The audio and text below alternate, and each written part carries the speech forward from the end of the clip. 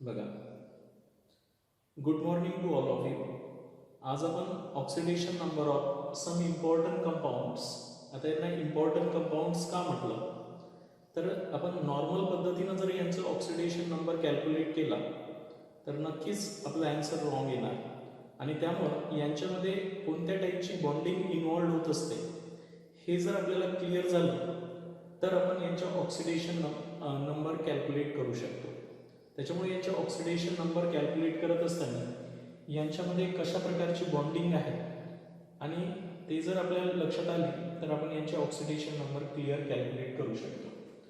तर आता आपण इथे फर्स्ट 5 कंपाऊंड घेतले, नंतर पुन्हा आपण समोर कंपाऊंड घेऊ. आता बघा, सर्वात पहिला आहे क्रोमियम पेंटाऑक्साइड. फर्स्ट कंपाऊंड कोणता आहे तुमचा? Chromium pentoxide CrO5.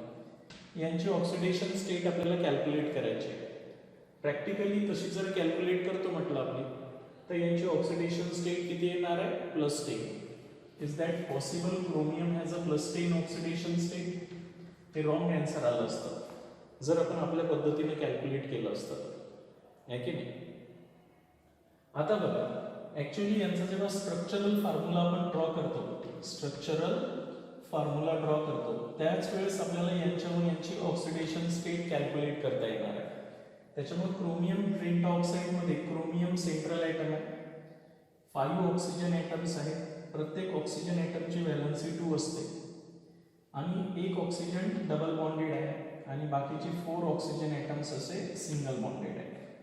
अशा प्रकारे क्रोमियम 6 व्हॅलन्सी ऑक्सिजन ॲटम सोबत करतो आणि प्रत्येक ऑक्सिजन डायव्हॅलंट असल्यामुळे अशा प्रकारे हा फॉर्म्युला असेल. अशा प्रकारे क्रोमियम पेंटाऑक्साइडचं स्ट्रक्चर आहे. Out of this 5 oxygen atom, 4 oxygen atoms are in peroxide linkage and one of the oxygen atoms are divalent, आहे की नाही?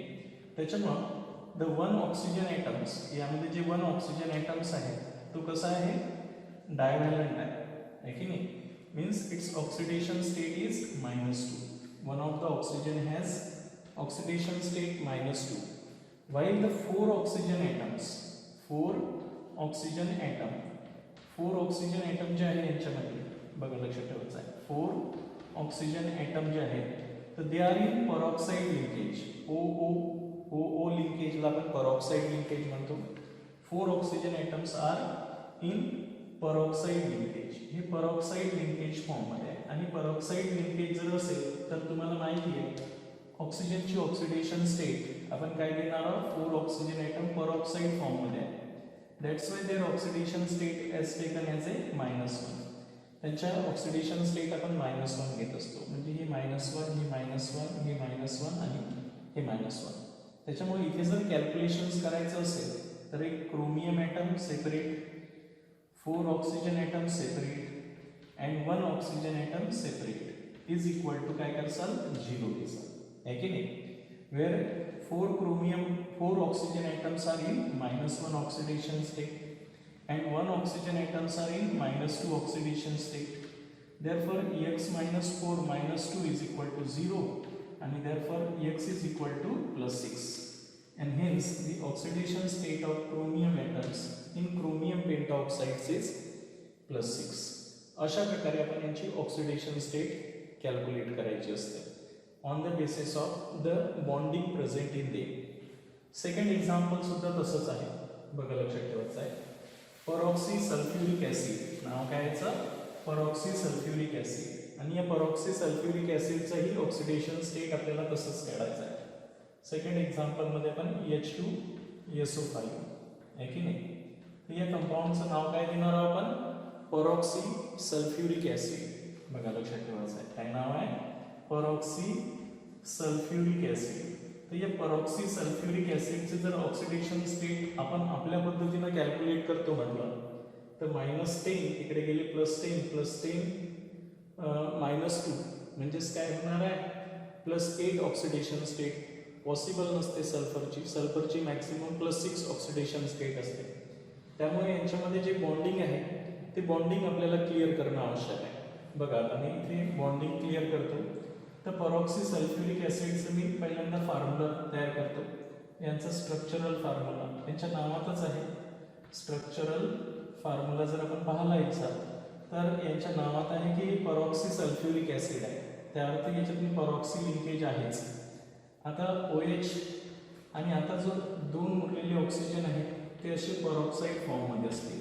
अशा प्रकारे हा H2SO5 स्ट्रक्चरल फॉर्म्युला आहे परॉक्सी सल्फ्युरिक ॲसिडचा. Out of this 5 oxygen atoms 2 oxygen atoms are in peroxide form. हे दोन ऑक्सिजन कोणत्या फॉर्ममध्ये आहे? परॉक्साईड फॉर्ममध्ये आहेत. And that's why they have -2 oxidation state. whereas other oxygen atoms, हे जे उरलेले ऑक्सिजन ॲटम्स आहेत, they have -2 oxidation state.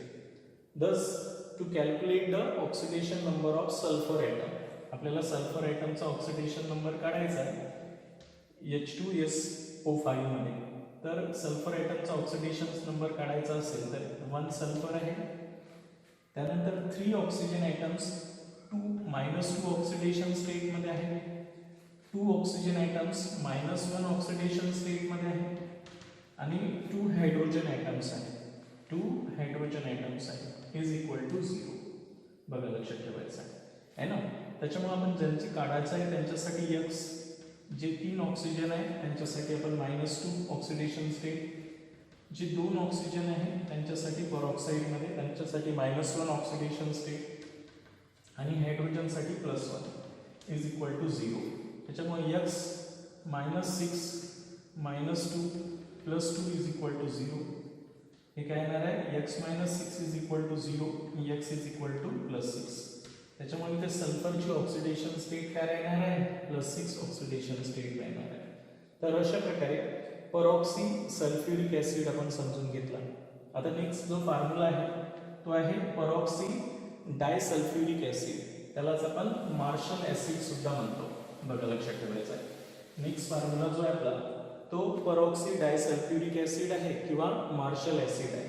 म्हणजे नेक्स्ट थर्ड जो फॉर्म्युला आहे आपला त्यामध्ये आपल्याला सल्फरची ऑक्सिडेशन स्टेट कॅल्क्युलेट करायची आहे. H2SO8 हा जो कंपाऊंड आहे, कंपाऊंडला व्यवस्थित लक्षात ठेवायचं आहे. याचं नाव आहे peroxy di sulphuric acid. Peroxy di sulphuric acid. यालाच एक दुसरं नाव आहे that is called as Marshall acid.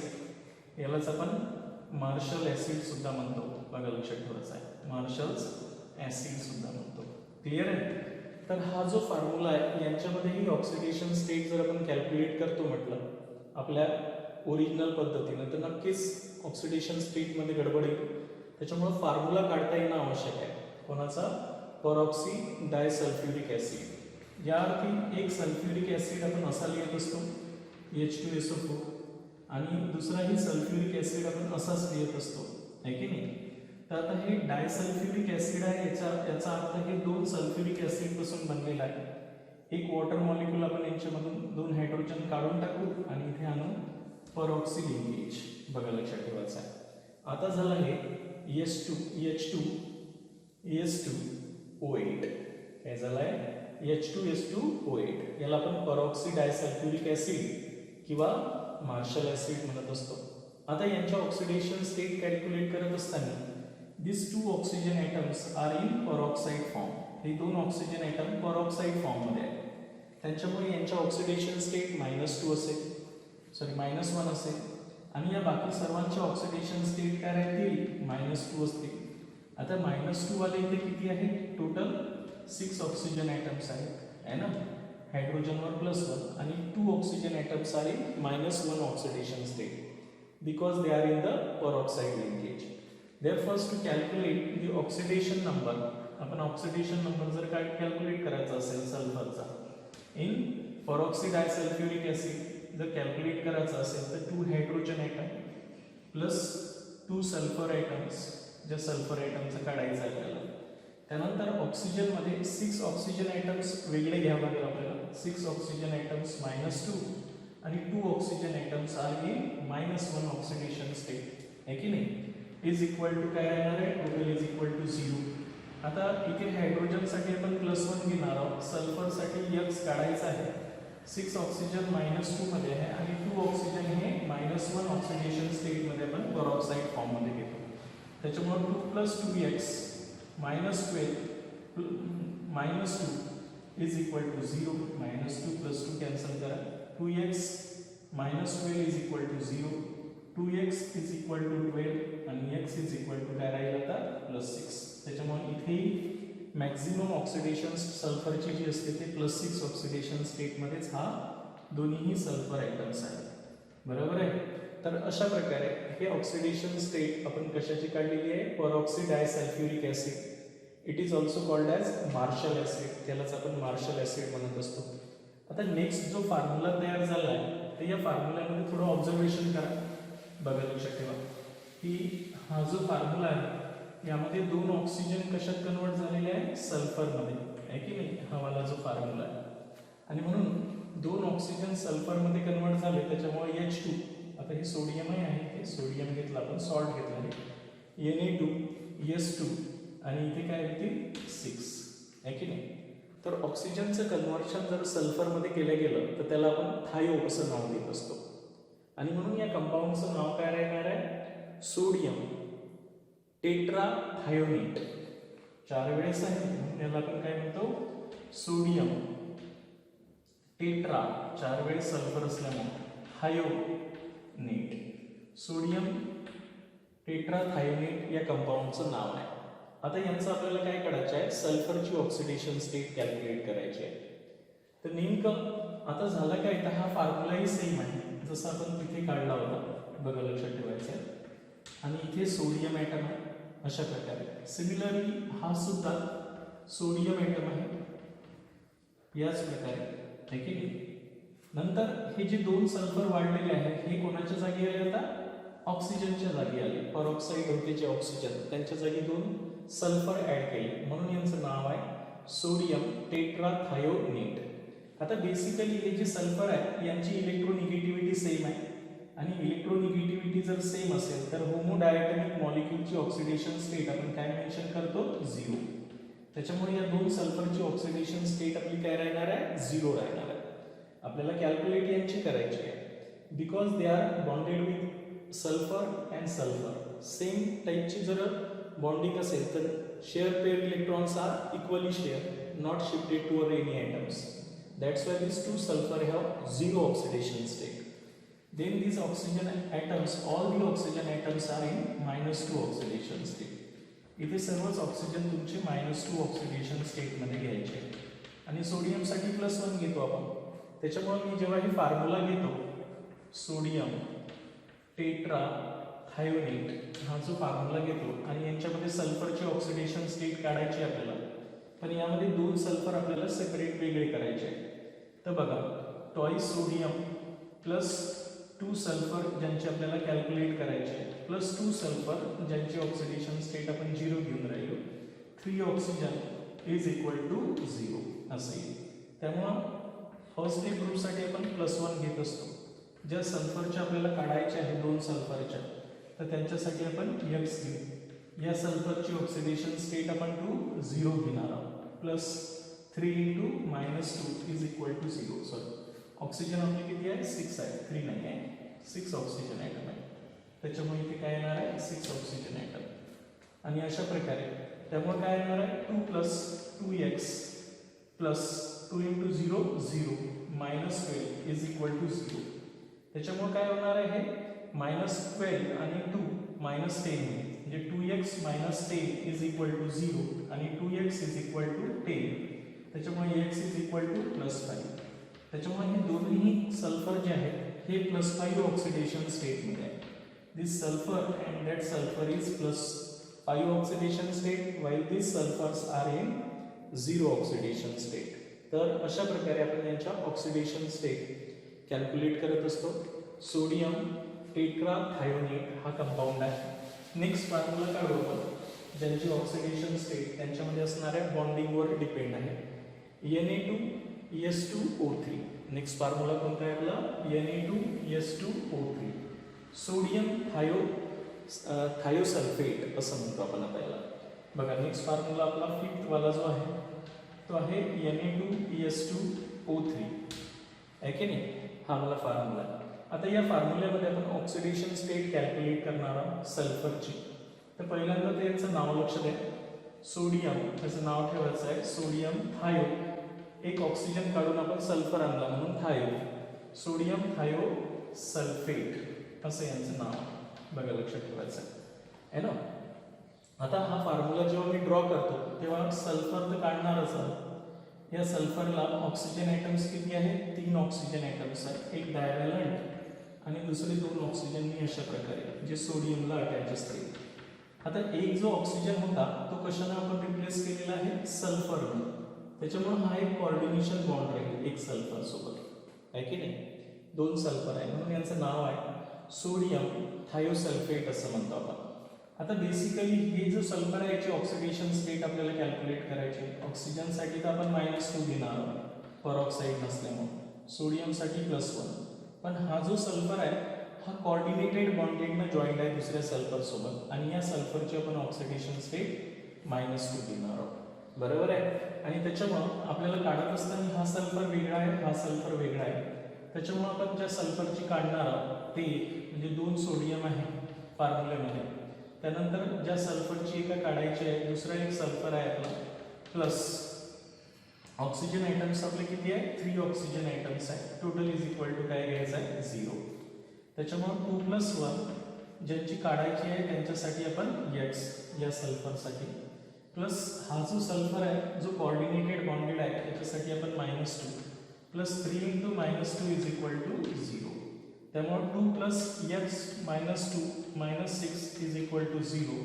त्याच्यामुळे x - 6 इज इक्वल टू 0 आणि x इज इक्वल टू +6. त्याच्यामुळे हा वाला जो सल्फर आहे हा +6 ऑक्सिडेशन स्टेटमध्ये आहे. तसंही लक्षात येते -2 -2 -2 -2 -8 तिकडे गेला +8 आणि हे +2 होते तिकडे गेले -2 म्हणजे +6 ऑक्सिडेशन स्टेट येते.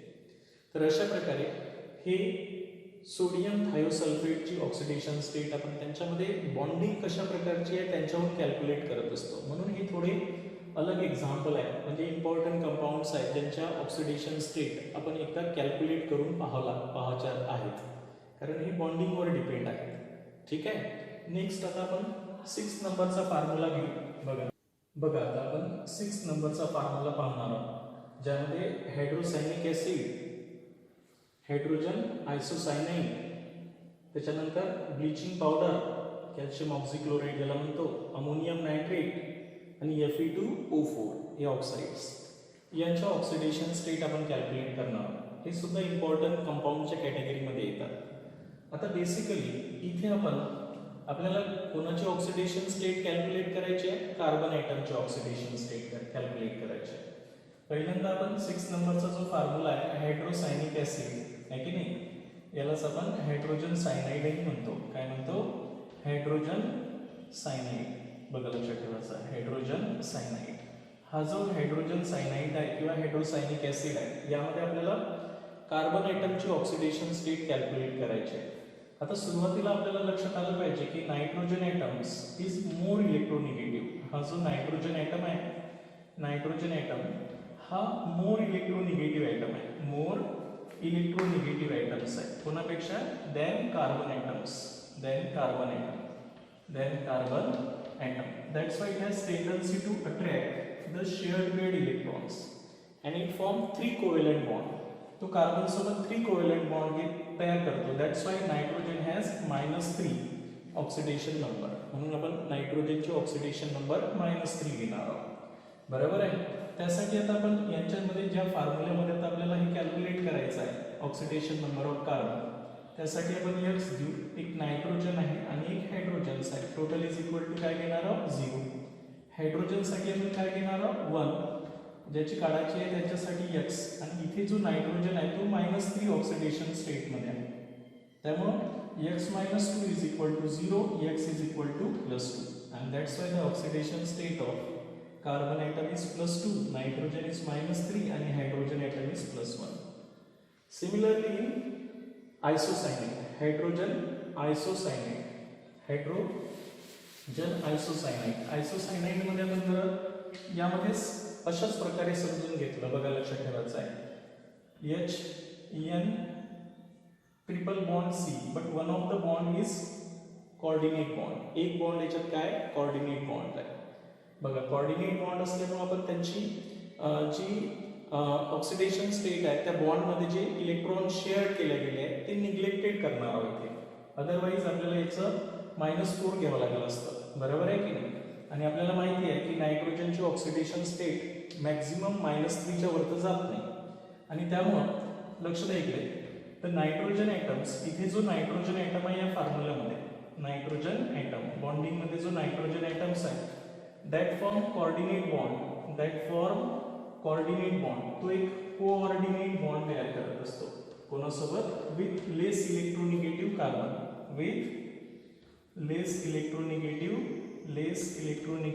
कार्बन ॲटम सोबत एक कोऑर्डिनेट बॉन्ड तयार करत असतो.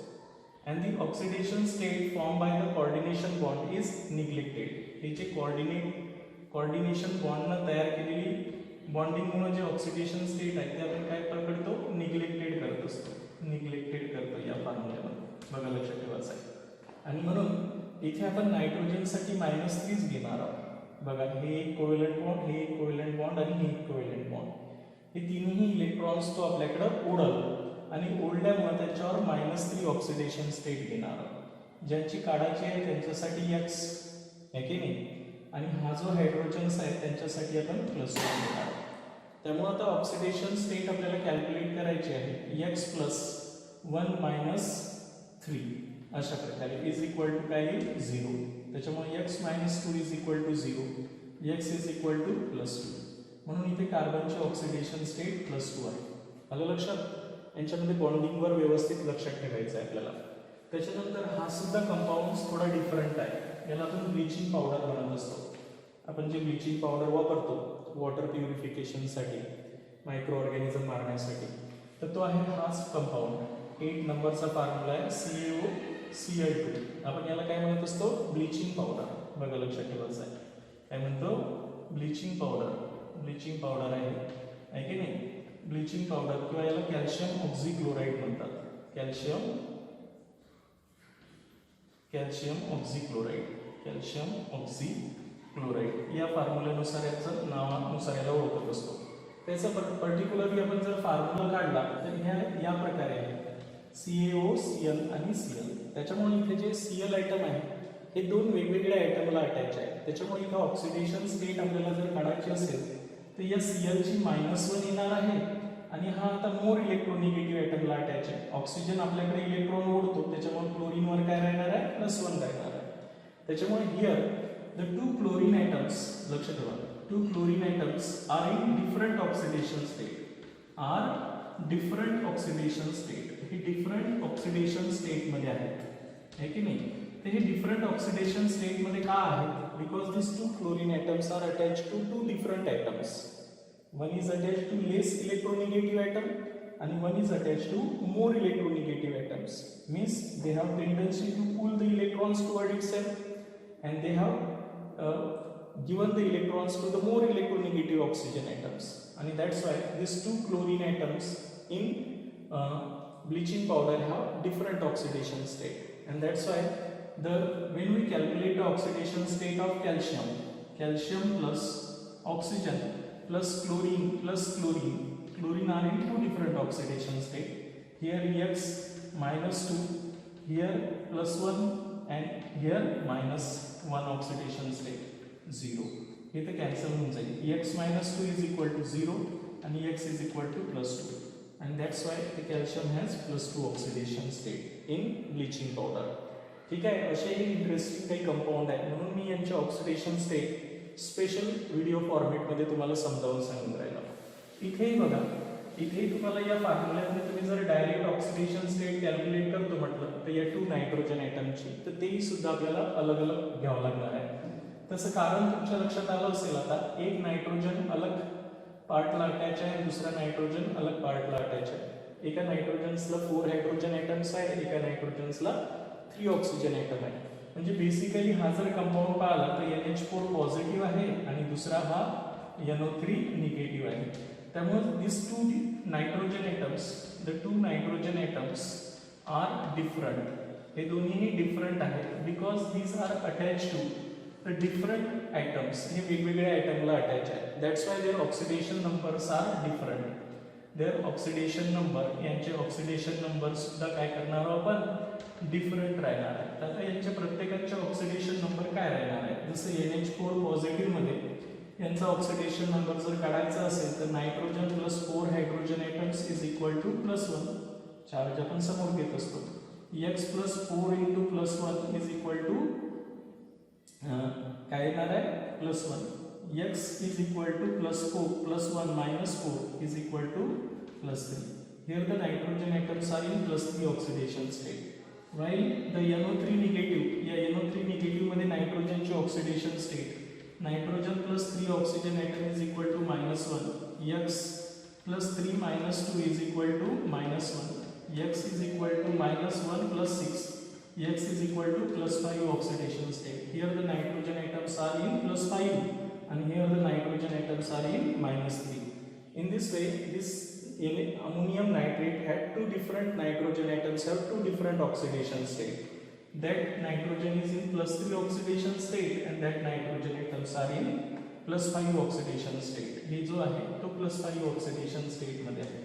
तर अशा प्रकारे, सॉरी हे -3 आहे, काय आहे, -3 मध्ये आहे, हा -3 ऑक्सिडेशन स्टेट मध्ये आहे आणि हा आपला कोणता राहणार आहे, -3 ऑक्सिडेशन स्टेट मध्ये आहे आणि तो +5 ऑक्सिडेशन स्टेट मध्ये आहे. क्लिअर झालं मी काय सांगितलं आहे ते. तर अशा प्रकारे हे फॉर्म्युले आपल्याला यांच्या ऑक्सिडेशन स्टेट काय करायचे आहे, कॅल्क्युलेट करायचे आहे. नेक्स्ट आपण फॉर्म्युला जो काढणार आहोत, बघा लक्षात ठेवायचा आहे, तो आहे 10th नंबरचा फॉर्म्युला Fe2O4. बघा लक्षात ठेवायचा आहे, 10th मध्ये कोणता फॉर्म्युला येतात, Fe3O4. बघा, दिस Fe2O4 is the mixture of two different oxide, है कि नहीं, two different oxides mixture है, two different oxide, that is FeO and Fe2O3. Therefore these two ions has different oxidation state, one the FeO and second is Fe2O3. Here the Fe plus oxygen is equal to 0, therefore X plus -2 is equal to 0 and X is equal to +2. Here the oxidation state of Fe in Fe2O3, twice Fe plus thrice oxygen is equal to 0, therefore 2X plus 3 minus 2 is equal to 0, therefore 2X is equal to +6 and X is equal to +3, and therefore this oxygen Fe is +2 oxidation state and this Fe is +3 oxidation state. These are certain exceptional example of some compounds which has different oxidation state. Okay.